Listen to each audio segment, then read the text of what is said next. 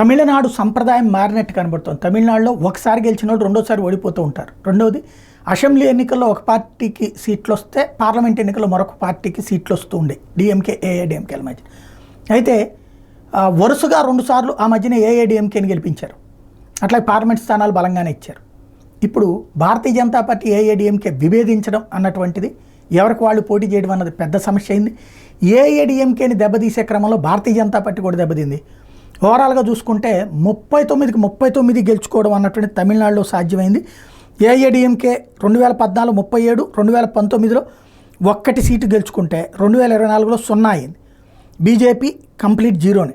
DMK 2014లో 0, 2019కి వచ్చేటికి 38, 2024లో 39 అంటే కూటమిగా లెక్క.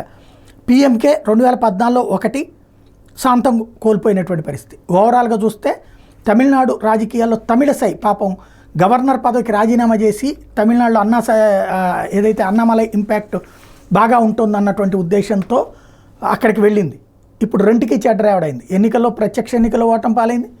అదే సందర్భంలో గవర్నర్ పదవి లేకుండా పోయింది.